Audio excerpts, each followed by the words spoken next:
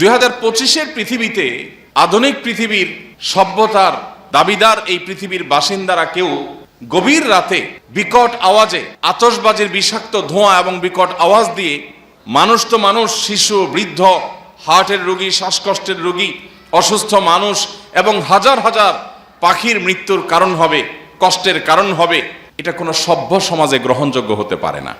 রাত 12:01 আপনি যখন উৎসবে মেতে উঠছেন, আপনি যখন চিৎকার চেঁচামেচি করছেন, আপনি যখন আনন্দ উৎসব হয়ে হুল্লোড় করছেন, তখন শত শত হাজার হাজার লক্ষ লক্ষ মানুষ ঘুমিয়ে আছে। আপনার বিকট আওয়াজ হয়তো তাদের ঘুম ভাঙিয়ে দিচ্ছে। প্রতি বছর এই 31st নাইটের কারণে যে পরিমাণ নিরাপত্তা ঝুঁকি হয়ে থাকে, প্রত্যেক বছর পুলিশ থেকে, প্রশাসন থেকে নিষেধাজ্ঞা থাকে, কোনো প্রকার পটকা ফুটানো যাবে না, এটা করা যাবে না, সেটা করা যাবে না, কিন্তু কে শুনে কার কথা?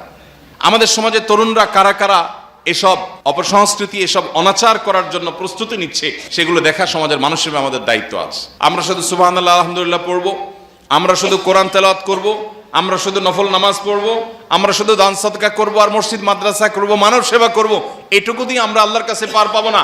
আমার চোখের সামনে অনাচার হচ্ছে, অন্যায় হচ্ছে, অশ্লীলতার বিস্তার হচ্ছে, বেহায়াপনার বিস্তার হচ্ছে, মানুষ এবং পশু পাখির কষ্টের কারণ হচ্ছে, মানুষের জীবন এবং স্বাস্থ্যের ঝুঁকি তৈরি করা হচ্ছে, সেটা দেখার পরও যদি আমার ন্যূনতম দায়িত্বটুকু পালন না করি, তো কিয়ামতের ময়দানে আল্লাহর কাছে আপনাকে আমাকে জবাবদিহি করতে হবে। প্রতি বছরই যখন খ্রিস্টীয় নববর্ষ ঘনিয়ে আসে, দেশের অগণিত মানুষ আতঙ্কগ্রস্ত হয়ে পড়েন। খ্রিস্টীয় নববর্ষকে উদযাপনের নাম করে তথাকথিত মুসলমানের সন্তানদের অনেক অনাচার, অনেক স্বেচ্ছাচারী এবং নানাবিধ অপকর্মের কারণে প্রকৃতি, পরিবেশ, স্বাস্থ্য ঝুঁকি, নিরাপত্তার ঝুঁকি, নৈতিকতার অবক্ষয় সহ একসাথে অনেকগুলো আঘাত আমাদের এই সমাজ, আমাদের এই রাষ্ট্র, আমাদের এই পরিবার এবং মানুষের উপরে প্রতিনিয়ত আক্রমণ হতে থাকে, পতিত হতে থাকে। প্রতি বছরই খ্রিস্টীয় নববর্ষ আসলেই সারা দেশের সমস্ত মসজিদগুলো থেকে ওলামা একরাম সচেতন করবার উদ্যোগ গ্রহণ করেন। ইমাম সাহেবগণ মানুষকে অনাচার থেকে নিবৃত রাখবার জন্য পথনির্দেশ দিয়ে থাকেন। কিন্তু দুর্ভাগ্যজনক সত্য এবং বাস্তবতা হলো, কর্পোরেট ব্যবসায়ীরা তাদের বাণিজ্যিক স্বার্থে, এক শ্রেণীর মিডিয়া তাদের সামান্য হীন পার্থিব স্বার্থ চরিতার্থ করবার জন্য তরুণদেরকে ভোগবাদের নামে উন্মাদনা, উশৃঙ্খলা, মাদক এবং স্বেচ্ছাচারিতা, নানাবিধ অপকর্মের দিকে তারা ঠেলে দেয়, এবং যার ফলশ্রুতিতে দিন যত অতিবাহিত হচ্ছে, আমাদের তরুণদের একটা উল্লেখযোগ্য অংশ, এমনকি কিশোরদের একটা উল্লেখযোগ্য অংশ তারা বিভ্রান্তির পথে পা বাড়াচ্ছে, নৈতিক অবক্ষয় চরমে পৌঁছেছে। আমরা প্রতি বছরই আপনাদেরকে এই সময় আসলে স্মরণ করাবার চেষ্টা করি। নতুন বছরের প্রথম মুহূর্তকে, প্রথম দিনটিকে বিশেষভাবে উদযাপন করবার, আনন্দ উল্লাস এবং হৈ হুল্লোড় করে কাটাবার এই কৃষ্টি, এই সংস্কৃতি এসেছে শত শত হাজার হাজার বছর আগে অগ্নিপূজকদের থেকে। অগ্নিপূজক, প্রকৃতি পূজারীরা মনে করত বছরের প্রথম দিন, প্রথম ক্ষণ, প্রথম মুহূর্তকে আনন্দ উল্লাস করে, হৈ হুল্লোড় করে, উৎসব করে, ভালো কিছু খেয়ে দিয়ে যদি কাটানো যায়, তাহলে সারা বছর ভালো থাকা যায়। এই কুসংস্কারাচ্ছন্ন, অযৌক্তিক, অবৈজ্ঞানিক এবং ভুল ভ্রান্ত বিশ্বাসের উপরে ভিত্তি করে তারা উদযাপন করত নওরোজ। রোজ মানে দিন, মানে নতুন, নওরোজ মানে হলো নতুন দিন। মূলত নওরোজ নামে এই নববর্ষ বা বছরের প্রথম প্রহর, প্রথম দিন, এই নতুন দিনটাকে উদযাপন করবার এই সংস্কৃতি অগ্নিপূজকদের থেকে আমাদের এখানে এসেছে, গোটা বিশ্বময় ছড়িয়েছে। পরবর্তীতে অগ্নিপূজকদের এই সৃষ্টি, এই সংস্কৃতিকে ধারণ করেছে খ্রিস্টানরা।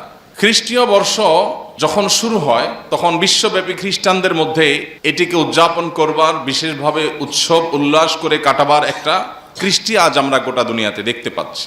প্রশ্ন হলো, নববর্ষ উদযাপনের এই যে প্রক্রিয়া, এই যে পদ্ধতি, এটা কতটা যৌক্তিক, এটা কতটা গ্রহণযোগ্য? সর্বপ্রথম যে বিষয়টি চলে আসে সেটা হলো, যে বিশ্বাস থেকে নববর্ষ বা বছরের প্রথম মুহূর্তকে উৎসব করে, উল্লাস করে, হৈ হুল্লোড় করে কাটানো হয়, সেই যৌক্তিকতা বা সেই দাবি, এটা যে অসার, সেটা যে বিভ্রান্তি, সেটা যে নিছক কুসংস্কার, সেটা বোঝার জন্য কোনো পণ্ডিত হওয়ার প্রয়োজন নেই। সবচেয়ে দুঃখজনক অধ্যায় হলো, আমাদের সমাজের যে অংশটা নিজেদেরকে তথাকথিত বিজ্ঞান মনস্ক বলে দাবি করে, যারা মনে করে যে তারা বিজ্ঞান মনস্ক, তারা সবকিছু বৈজ্ঞানিক বিশ্বাস, অভিজ্ঞতার ভিত্তিতে তারা করে থাকে, সেই মানুষগুলোই মূলত 31st নাইটের এই উন্মাদনায় গা ভাসায়। একদিকে যারা নিজেদেরকে বিজ্ঞান মনস্ক বলছে, অপরদিকে তারা নতুন বছরের প্রথম মুহূর্তে হই হুল্লোড় করছে। কেন হই হুল্লোড় করছে? এই প্রশ্ন যদি আমি আমার সে সকল তরুণ বন্ধুদের কাছে রাখি, আমি জানি না তারা কি উত্তর দিবেন। প্রত্যেকটা হাসির একটা কারণ থাকে, প্রতিটা কান্নারও একটা কারণ থাকে। কোনো না কোনো কারণ ছাড়া মানুষ হাসলে বা কান্না করলে তাকে মানুষ সুস্থ মানুষ বলে না। প্রতিদিনই রাত 12টা 1 মিনিট আসে, আপনি 365 দিনের অন্য কোনো দিন রাত 12টা 1 মিনিটে হই হুল্লোড় করেননি, আনন্দ উৎসব করেননি। 31শে ডিসেম্বর দিবাগত রাতে 12টা 1 মিনিটে কি এমন হয়েছে যার ফলে আপনি আনন্দ উৎসবে মেতে উঠছেন 12টা 1 বাজার সাথে সাথে? এই আনন্দের কারণটা কি? কি এমন ঘটেছে যে আপনি খুশি হয়ে গেছেন? উত্তর হয়তো আসবে যে একটা নতুন বছর আসছে। তো একটা নতুন বছর আসলে যদি আনন্দিত হয়, তাহলে যে মুহূর্তে একটা নতুন বছরকে আপনি ওয়েলকাম করছেন, ঠিক তার 1 মুহূর্ত আগেই একটা বছর গত হয়েছে। কারোর আগমন যদি আপনার আনন্দের কারণ হয়, তাহলে তার বিদায় আপনার বেদনার কারণ হবে। এই সহজ কথাটা বোঝার জন্য কোনো শিক্ষিত মানুষ হওয়ার দরকার নেই। যে ব্যক্তি আসলে আপনার খুশি হয়, তার বিয়োগ বেদনা, তার বিরহ, তার বিদায়, এটা আপনার কষ্টের কারণ হবে। 1 মুহূর্ত আগেই একটা বছর শেষ হয়ে গেল, সেজন্য তো আপনি কাঁদেন নাই, সেজন্য তো আপনি বেদনাহত হন নাই, সেজন্য তো আপনি কষ্ট পান নাই। তাহলে নতুন বছর আসছে সেজন্য আপনি খুশি হচ্ছেন কোন যুক্তিতে? সকল নতুন কি মানুষের আনন্দের কারণ? নতুন কিছু আসলেই কি মানুষ আনন্দ করবে, উৎসব করবে? জীবনে প্রথম কেউ বাঘ এবং সিংহের মুখোমুখি হয়েছে সরাসরি, প্রথম, ফার্স্ট টাইম। কি বলেন? আনন্দে হো হো করে হেসে দিবে না যে বাঘ সিংহ দেখেছি আমি মোবাইল স্ক্রিনে কিংবা খাঁচার ভেতরে, এখন আমার সামনে একেবারে বাঘ হাজির, সাপ হাজির, সিংহ হাজির, হিংস্র কোনো প্রাণী হাজির। মানে নতুন একটা প্রাণীকে একটা নতুন ভাবে দেখেছি, এই খুশিতে, এই আনন্দে মানুষ হো হো করে হেসে দিবে।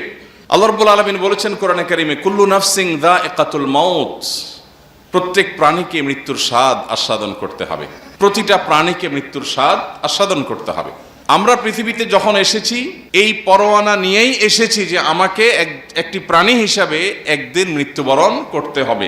সেই দিনটা কখন আমি জানি না, কিন্তু একজন ইমানদার হিসাবে আমি বিশ্বাস করি, আমি গভীরভাবে মনে প্রাণে এই ধারণা পোষণ করি, জানি, বিশ্বাস করি যে আল্লাহ রাব্বুল আলামিন আমার জন্য হায়াতের যে সময়টা বাজেটে রেখেছেন, তার 1 মুহূর্ত বেশি আমি থাকতে পারবো না, আগেও আমি যেতে পারবো না।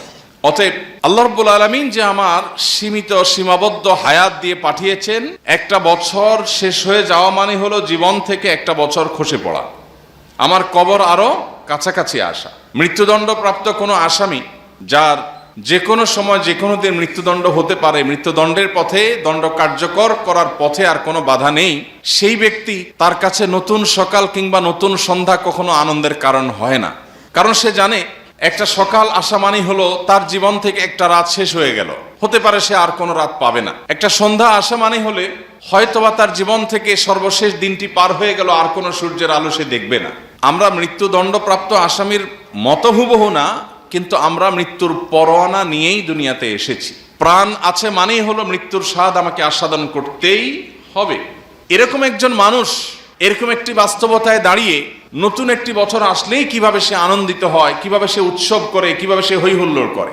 সম্মানিত ভাইরা, আমাদের বিবেকগুলোকে যদি আমরা একটু খরচ করার চেষ্টা করি, আমরা যারা নিজেদেরকে লজিক এবং যুক্তির অনুসারী এবং বিজ্ঞান মনস্ক বলে দাবি করি, আমরা যদি নিজেদেরকে প্রশ্ন করি যে 31st নাইটে 31শে ডিসেম্বর রাত 12টা 1 মিনিটে কি এমন হয়েছে যে আমি উৎসব করছি, সত্যি বলতে এই উৎসবের পেছনে যৌক্তিক কোনো কারণ খুঁজে পাওয়া যাবে না। মুসলমান ঈদ উল ফিতর যে উৎসব করে, সেই উৎসবের পেছনের কারণ হলো রমাদানের মাস ব্যাপী যে আল্লাহর ইবাদত বন্দেগী হয়ে থাকে, এই দিনে আল্লাহ রাব্বুল আলামিন বান্দাকে পুরস্কার দেন, সেজন্য বান্দা আনন্দ করে, উৎসব করে। জিলহজের প্রথম 10টি দিন ইবাদতের দশক, জিকির আজকার, ইবাদত বন্দেগী, নফল রোজা ইত্যাদি করার পর আল্লাহ রাব্বুল আলামিন জিলহজের প্রথম দশকের শেষ দিন বা 10 তারিখ 10 জিলহজ ঈদুল আজহা করার এই নিয়ামত আমাদেরকে দিয়েছেন। প্রত্যেকটা উৎসবের একটা কারণ থাকে, কিন্তু এই উৎসবের কোনো কারণ, কোনো যৌক্তিক গ্রাউন্ড আপনি খুঁজে পাবেন না। উপরন্তু এই উৎসবের পেছনে যে সমস্ত অনাচার আছে, সেই সমস্ত অনাচারের কারণে এটাকে সামাজিকভাবে বন্ধ করবার, থামাবার উদ্যোগ গ্রহণ করা আমাদের প্রত্যেকটা মানুষের কর্তব্য। প্রতি বছর 31st নাইটকে কেন্দ্র করে যে সমস্ত অনাচার হয়, সেগুলো আমরা নানাভাবে জানার চেষ্টা করি, জানার সুযোগ তৈরি হয়। এর পেছনে যে সমস্ত অনাচারগুলো আছে, এর মধ্যে একটা বড় অনাচারের বিষয় হলো এর পেছনে স্বাস্থ্য ঝুঁকি আছে। অনেক অসুস্থ মানুষকে মৃত্যুর দিকে ঠেলে দেওয়া হয় এই অপসংস্কৃতির কারণে। আতশবাজির কারণে আকাশে যে ধোঁয়ার সৃষ্টি হয়, এই ধোঁয়ার ফলে বিষাক্ত যে পদার্থ তৈরি হয় সেটা সাধারণ এবং স্বাভাবিক যে পদার্থ থাকে সেটার চাইতে কয়েক গুণ বেড়ে এমন একটা পর্যায়ে পৌঁছে যে বিশেষজ্ঞগণ বলছেন এর কারণে বৃদ্ধ, শিশু এবং শ্বাসকষ্টে যে সমস্ত রোগীরা ভোগেন, এটা তাদের জন্য নীরব ঘাতকের মতো একটা ভূমিকা অবতীর্ণ হয়। মানুষের কান যে পরিমাণ শব্দ নিতে পারে, যে পরিমাণ আওয়াজ সহনশীল, যে পরিমাণ সহ্য ক্ষমতা মানুষের কানের আছে, সেটার চাইতে বেশ খানিকটা বেশি বিকট আওয়াজ তৈরি হয় আতশবাজির আওয়াজের কারণে, যেটার ফলে অনেক হার্টের রোগী, তাদের হার্ট অ্যাটাকের সম্ভাবনা বেড়ে যায়। অনেক শিশু হার্ট অ্যাটাকের সম্ভাবনা তাদের বেড়ে যায় দুর্বল হার্ট হওয়ার কারণে। এবং প্রতি বছর আপনারা সোশ্যাল মিডিয়াতে, বিভিন্ন মূলধারা মিডিয়ার মাধ্যমে দেখতে পান যে হাজার হাজার পাখি এই বিকট আওয়াজের কারণে হার্ট অ্যাটাকে সেগুলোরও মৃত্যু হয়ে থাকে। 2025-এর পৃথিবীতে, আধুনিক পৃথিবীর সভ্যতার দাবিদার এই পৃথিবীর বাসিন্দারা কেউ গভীর রাতে বিকট আওয়াজে, আতশবাজির বিষাক্ত ধোঁয়া এবং বিকট আওয়াজ দিয়ে মানুষ তো মানুষ, শিশু, বৃদ্ধ, হার্টের রোগী, শ্বাসকষ্টের রোগী, অসুস্থ মানুষ এবং হাজার হাজার পাখির মৃত্যুর কারণ হবে, কষ্টের কারণ হবে, এটা কোনো সভ্য সমাজে গ্রহণযোগ্য হতে পারে না। রাত 12টা 1 মিনিটে আপনি যখন উৎসবে মেতে উঠছেন, আপনি যখন চিৎকার চেঁচামেচি করছেন, আপনি যখন আনন্দ উৎসব হয়ে হুল্লোড় করছেন, তখন শত শত হাজার হাজার লক্ষ লক্ষ মানুষ ঘুমিয়ে আছে। আপনার বিকট আওয়াজ হয়তো তাদের ঘুম ভাঙিয়ে দিচ্ছে। প্রতি বছর এই 31st নাইটের কারণে যে পরিমাণ নিরাপত্তা ঝুঁকি হয়ে থাকে, প্রত্যেক বছর পুলিশ থেকে, প্রশাসন থেকে নিষেধাজ্ঞা থাকে, কোনো প্রকার পটকা ফুটানো যাবে না, এটা করা যাবে না, সেটা করা যাবে না, কিন্তু কে শুনে কার কথা? গত কয়েক বছর আগে আপনারা দেখেছেন, সবগুলো গণমাধ্যমে ফলো করে প্রকাশিত হয়েছে যে এই আতশবাজি থেকে একজন নারী উদ্যোক্তা তার প্লাস্টিকের প্রোডাক্টগুলো তিনি তার বাড়ির ছাদে প্রস্তুত করে রেখেছিলেন ডেলিভারি দেওয়ার জন্য। এটাই তার সংসার চলার একমাত্র অবলম্বন ছিল। কোনো এক আতশবাজির এই উন্মাদনার আগুন এসে তার সেই প্লাস্টিকের উপর পড়ার পর সবগুলো প্লাস্টিক মুহূর্তের ভিতরে পড়ে গলে সবগুলো শেষ হয়েছে, ধ্বংস হয়েছে। এবং তার সে কান্না, তার সে বেদনা, সেটা গণমাধ্যমের মাধ্যমে আমরা সবাই কম বেশি দেখেছি। আজও পর্যন্ত এই আতশবাজির এই অপসংস্কৃতিকে আসামের কাঠগড়ায় দাঁড় করিয়ে এটাকে বন্ধ করবার কোনো উদ্যোগ আমরা গ্রহণ করতে পারি নাই। আমাদের সবারই খুব ভালো করে মনে থাকার কথা সেই শিশুর কথা, যে শিশু আতশবাজির এই বিকট আওয়াজের কারণে মায়ের কোলে মৃত্যুবরণ করেছিল। এবং বিষয়টা আদালত পর্যন্ত গড়িয়েছে, কিন্তু আতশবাজি এখনো এদেশে বন্ধ হয়নি। 31st নাইটের এই সমস্ত অপসংস্কৃতি, এই সমস্ত অপকালচার, এগুলো পশ্চিমা দুনিয়া থেকে আমাদের দেশে যারা আমদানি করছে, তারা এদেশের তরুণদের নষ্ট করছে, আমাদের কিশোরদেরকে ধ্বংসের দিকে তারা নিয়ে যাচ্ছে। এমনিতেই আমাদের তরুণ এবং কিশোরদের মধ্যে নৈতিকতার তেমন কোনো চর্চা নেই, বালাই নেই। আমরা দেখতে পাচ্ছি একটা প্রজন্ম গড়ে উঠছে যাদের কাছে ভোগ ছাড়া আর কিচ্ছু নেই, যারা শুধুমাত্র হিয়ালিপনা জানে, উৎসব উল্লাস জানে, হই হুল্লোড় জানে, ফুর্তি করা জানে। এরকম একটা প্রজন্ম যখন গড়ে উঠছে, তখন পশ্চিমা দুনিয়া থেকে এই সমস্ত অপসংস্কৃতিগুলোকে আমদানি করে মরার উপরে খড়ার ঘায়ের মতো আমাদের তরুণকে, আমাদের তারুণ্যকে, আমাদের কিশোরদেরকে ধ্বংসের দ্বারপ্রান্তে নিয়ে যাওয়া হচ্ছে। প্রিয় ভাইরা আমার, সময় এসেছে এই অপসংস্কৃতির বিরুদ্ধে আমাদের প্রত্যেকটা মানুষকে রুখে দাঁড়াবার। প্রত্যেকটা সমাজে, প্রতিটা মসজিদ এবং মহল্লা থেকে 31st নাইটের এই অপসংস্কৃতি এবং এই অনাচার, এটা প্রতিরোধে কমিটি হওয়া দরকার। আইন হাতে তুলে নেওয়া নয়, কিন্তু অধিকারের নামে কেউ অনাচার করতে চাইলে, পরিবেশকে বিপর্যস্ত করতে চাইলে, মানুষের জীবন এবং স্বাস্থ্যের ঝুঁকির কারণ হতে চাইলে, কোনো মানুষ, কোনো পশু পাখি এবং পরিবেশকে ক্ষতিগ্রস্ত করতে চাইলে সেটা বাধা দেওয়া, সেটা বন্ধ করবার জন্য সামাজিক উদ্যোগ গ্রহণ করা, এটা আমাদের প্রত্যেকটা মানুষের নৈতিক দায়িত্ব। চেষ্টা করবো তো আমরা ইনশাআল্লাহ।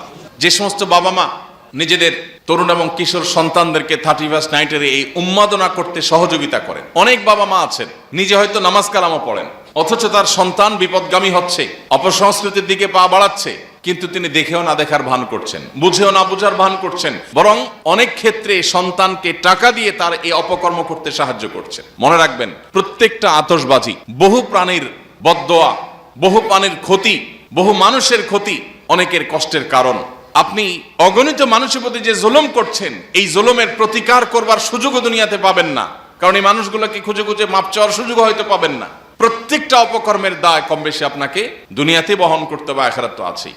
প্রিয় ভাইরা আমার, বিশেষ করে ঢাকা শহরের মতো এমন একটি শহর, যে শহর বায়ু দূষণের ক্ষেত্রে পৃথিবীর টপ 3-4টি শহরের মধ্যে সব সময় থাকে, এরকম একটা শহরের মধ্যে যদি একটি রাতে শত শত হাজার হাজার আতশবাজি দিয়ে আকাশকে ধোঁয়াশাচ্ছন্ন করা হয়, পরিবেশকে ধ্বংস করা হয়, তাহলে সেটা কোনো অবস্থাতে আমাদের কাছে গ্রহণযোগ্য হওয়ার কথা নয়।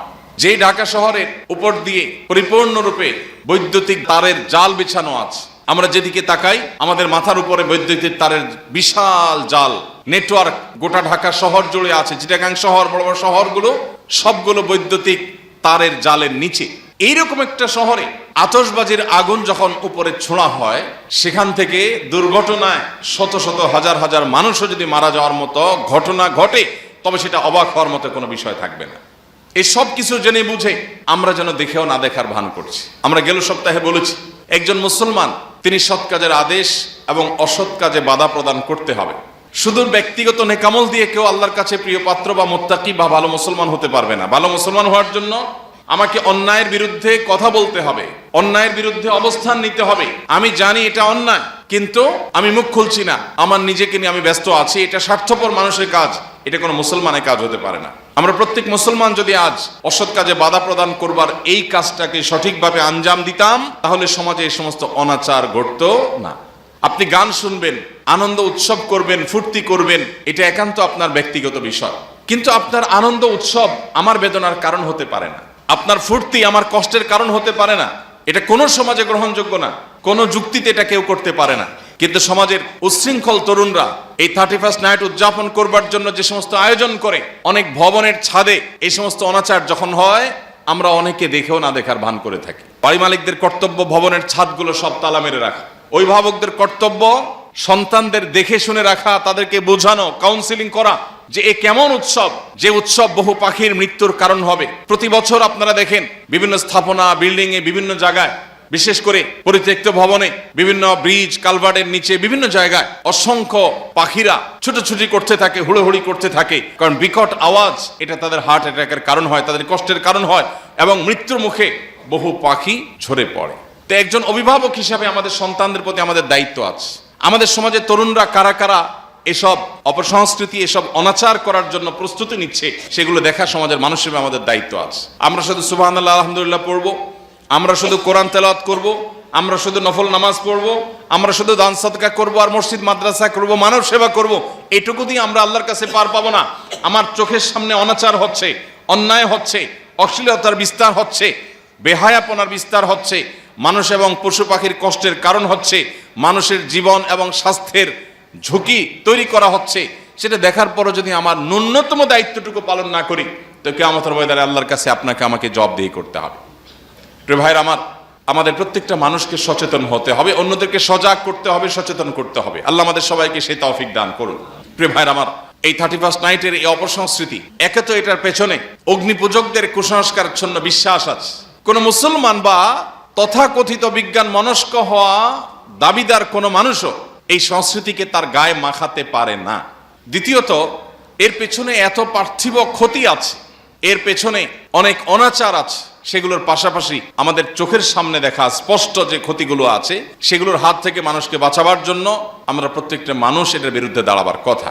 প্রতি বছর 31st নাইট উপলক্ষে আমাদের দেশের দামি দামি হোটেল রেস্তোরাঁগুলোতে যে সমস্ত বড় বড় গানের এবং আমোদের আসর বসে, যে পরিমাণ মাদকের ছড়াছড়ি হয়, যে পরিমাণ অর্থের অপচয় হয়, তার সিকি ভাগও যদি ব্যয় করা হতো, তাহলে দেশে শীতে কম্পমান শত শত হাজার হাজার বনি আদমের শীত নিবারণের ব্যবস্থা হয়ে যেত। দুর্ভাগ্য আমাদের, আমরা টাকা আকাশে আগুনে পোড়াচ্ছি। আপনি আতশবাজি করছেন না, আপনি মূলত টাকা পোড়াচ্ছেন। অথচ আপনি যেই ছাদের উপর দাঁড়িয়ে আকাশে ছুঁড়ে টাকা পোড়াচ্ছেন, ঠিক তখনও যদি আপনি নিচের দিকে তাকান, হয়তো দেখতে পাবেন রাস্তার ধারে কোনো অসহায় শিশু মায়ের কোলে ঘুমেছিল। আতশবাজির আওয়াজে, আলোতে, বিকট শব্দে, ধোঁয়ায় সে নানাভাবে হয়তো তার ঘুম ভেঙে গেছে। সে তার মাকে জিজ্ঞাসা করছে, মা, আকাশে কি এটা? বহু মানুষ এই শীতের কষ্টে ভালো করে উপার্জন করবার সুযোগ পাচ্ছে না। আপনি কুড়িগ্রাম, পঞ্চগড় এবং যশোর, কুষ্টিয়া বর্ডার এলাকার অনেক জেলাগুলোতে গেলে দেখতে পাবেন যে অনেক দিনমজুর এই তীব্র শীতের কারণে কাজ করতে যেতে পারে না, কাজ পায় না বা কাজ করতে যেতে পারে না। খাদ্যের অভাবে তারা রীতিমতো দিনাতিপাত করতে হয়। সেই সমাজের বুকের উপর দাঁড়িয়ে আপনি আকাশে আগুনে টাকা পোড়াবেন, এই বিষয়টি আমাদের বিবেককে একটা বার যদি আমরা প্রশ্ন করি, এটা কোনো বিবেকবান মানুষ করতে পারেন কিনা। আনন্দ উৎসব তো ইসলামে নিষেধ না। মানুষ বেঁচে থাকার জন্য হাসি কান্না সবগুলোই মানুষের জীবনের অংশ, এগুলোর দরকার হয়। কিন্তু আপনার এমন একটা উৎসব যে উৎসবের পেছনে কোনো যৌক্তিক গ্রাউন্ড নেই, যে উৎসব বহু মানুষের কষ্টের কারণ হয়, আবার যে উৎসবে অর্থের অপচয় হয়, যে উৎসবে ভোগবাদের চর্চা হয়, যেটাতে নৈতিকতার এবং আদর্শের কবর রচনা হয়, যেটা ভিন জাতি এবং ভিন দেশিদের কালচারকে ওয়েলকাম করে নিজের দেশীয় কালচারকে নিভিয়ে দেওয়া হয়, সেই সংস্কৃতি কিভাবে একজন তরুণ, কিভাবে একজন বিবেকবান মানুষ, কিভাবে একজন সচেতন নাগরিক গ্রহণ করতে পারে? প্রিয় ভাইরা আমার, এই জন্য আমি আপনাদের প্রতি উদাত্ত আহ্বান রাখতে চাই, এই অনাচার রোধে প্রত্যেকটা পরিবার থেকে আমাদেরকে পদক্ষেপ নিতে হবে। আমাদের সন্তানদেরকে বোঝাতে হবে, তাদেরকে কাউন্সেলিং করতে হবে, তাদের বিবেকের কাছে প্রশ্ন তুলে দিতে হবে, ছুড়ে দিতে হবে। তুমি এই 31st নাইট উপলক্ষে আতশবাজির জন্য যে বাজেট আছে তোমার, আমোদ ফুর্তির জন্য যে বাজেট আছে তোমার, সে বাজেট দিয়ে সামান্য কিছু মোজা, কিছু কানটুপি, শীতের কাপড়, এগুলো নিয়ে রাস্তার ধারে শুয়ে থাকা অসহায় মানুষকে দাও। আল্লাহর শপথ করে বলতে পারি, তোমার আতশবাজি তোমাকে যদি একটু আনন্দ দেয়, তো এই গরিব অভাবী মানুষগুলোর গায়ে উষ্ণতা ছড়িয়ে দেওয়ার কারণে তুমি এর চাইতে বেশি আনন্দ পাবে। আমাদের বাবা মা, বেশিরভাগ বাবা মা, আমরা আমাদের সন্তানদের ব্যাপারে সেই দায়িত্বশীলতার পরিচয় দিতে পারিনি। আমাদের সন্তানদেরকে পবিত্র আনন্দ আমরা দেখাতে পারিনি। পবিত্র আনন্দের পথ যদি আমরা তাদেরকে দেখাতাম, তাহলে স্বেচ্ছাচারী এই সমস্ত অনাচারের মাধ্যমে তারা আনন্দ খোঁজার চেষ্টা করতো না। দুর্ভাগ্য আমাদের সমাজে তরুণদেরকে মানুষের সেবা করার, দেশের মানুষের জন্য কল্যাণ করবার, উত্তম উদাহরণ রাখবার সুযোগ দৃষ্টান্ত আমরা স্থাপন করতে পারিনি। বেশি দিন হয়নি আমরা শরীফ ওসমান হাদির মতো তরুণকে দাফন করেছি, যে তরুণ আমাদেরকে শিখিয়ে গেছে কিভাবে ভোগবাদকে জয় করে, কিভাবে ত্যাগ করে, কিভাবে নিজের সর্বশক্তি দিয়ে সমাজে ইনসাফ প্রতিষ্ঠার জন্য লড়ে যেতে হয়। অথচ এই সব কিছু দেখেও আমরা আবার গতানুগতিকতার পথে গা বাড়াই এবং পা বাড়াই। অতএব আল্লাহ রাব্বুল আলামিন আমাদের তারুণ্যকে বিজাতীয় সমস্ত অপসংস্কৃতি থেকে হেফাজত করুন, আমাদের সমাজকে এই সমস্ত অনাচার থেকে মুক্ত করুন, আমাদের পরিবারের সন্তানগুলোকে জান্নাতি চিন্তা করার এবং পবিত্র আনন্দ ধারণ করার তৌফিক দান করুন। এই সমস্ত অপবিত্র আনন্দ, যে আনন্দের পেছনে আছে বহু বেদনা, যে আনন্দ বহু মানুষের, বহু পশু পাখির, পরিবেশের কষ্টের বিপর্যয়ের কারণ হতে পারে, সেটা থেকে বের হয়ে আসার তৌফিক আল্লাহ আমাদের তারুণ্যকে দান করুন। আমরা যদি সমাজে কিছু মানুষ দাঁড়িয়ে যাই, উদ্যোগ নেই যে আমাদের সমাজে অনাচার আমরা হতে দেব না, তাহলে সেই সমাজটা অন্তত মুক্ত থাকতে পারে। চেষ্টা করা যায় না ইনশাআল্লাহ? আমি আমার জীবনে আমার ব্যক্তিগত ক্ষুদ্র সামর্থ্য দিয়ে আমি এই জাতীয় বহু অনাচার বন্ধের উদ্যোগ নিয়েছি। এরকম 31st নাইটে রাত 12:01 যখন এই হই হুল্লোড় এবং উন্মাদনা এবং অনাচার এবং জুলুম, পরিবেশ বিপর্যয় করবার এই উদ্যোগ যখন নেওয়া হচ্ছে, তখন আমি নিজে গিয়ে সেটা বন্ধ করবার উদ্যোগ নিয়েছি আলহামদুলিল্লাহ। প্রত্যেকটা সমাজ থেকে যদি এরকম তরুণদেরই একটা কমিটি হয়, যে আমাদের বিপদগামী তরুণদেরকে আমরা বোঝাবো যে তোমার একটা আতশবাজির, একটা আগুনের একটা অংশ যদি কোনো একটা বৈদ্যুতিক তারে পড়ে, একটা বিল্ডিং ছাই হয়ে যেতে পারে, মানুষগুলো কয়লা হয়ে যেতে পারে। তুমি আগুন নিয়ে খেলা করছো। ফুর্তি করার তো একটা সীমা আছে, একটা রেখা আছে। আজ ভোগবাদ আমাদেরকে কুরে কুরে খাচ্ছে। নৈতিকতাকে আমরা কবর দিয়ে ফেলেছি, নৈতিকতার কবর রচনা হয়ে গেছে। আবারও আমাদের বিবেকগুলো জেগে উঠুক, আমাদের অন্তর্চক্ষু খুলে যাক, আমাদের দায়িত্বশীলতা, দায়িত্ব সচেতনতা বৃদ্ধি পাক, এবং আমাদের অনাচার, জুলুম, অবিচার এবং মানুষ এবং পরিবেশকে বিপর্যস্ত করবার মতো এই জাতীয় কালচার, এগুলো নিপাত যাক, এগুলো বন্ধ হোক। আল্লাহ তাআলা আমাদের সবাইকে সেই তৌফিক দান করুন।